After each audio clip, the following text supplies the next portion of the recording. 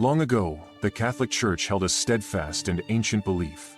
The body, a vessel given by God, must be laid to rest, whole and awaiting the promise of resurrection.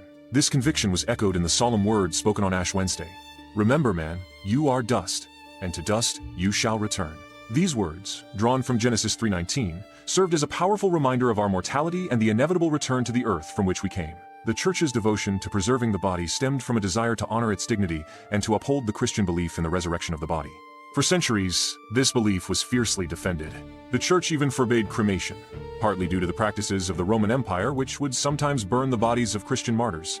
The pagans did this to mock the Christian faith, believing that by destroying the bodies, they could prevent their resurrection. But as the 3rd century writer Minucius Felix noted, Christians weren't afraid of this. They believed that God's power was absolute, capable of raising the body regardless of how it was laid to rest.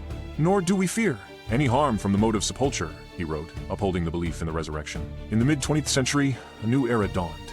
With growing concerns about sanitation, rising burial costs, and limited cemetery plots, the Church began to reevaluate its stance. The pivotal shift came in 1963, when the Church relaxed its prohibition, allowing cremation under certain conditions. The crucial point was that this choice couldn't be made in opposition to the Christian faith.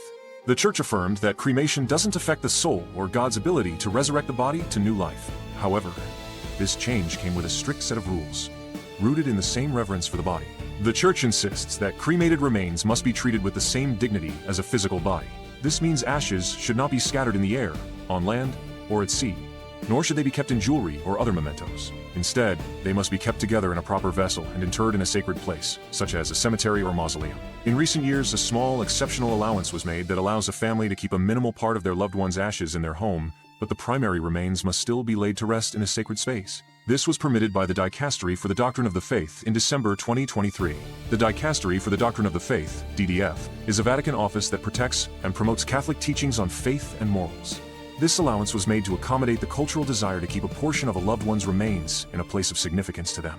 The exception is granted under the condition that it doesn't lead to a rejection of the Catholic teachings on resurrection or the proper, respectful treatment of the deceased. This new ruling expanded upon a previous 2016 exception given to some Eastern Catholic churches.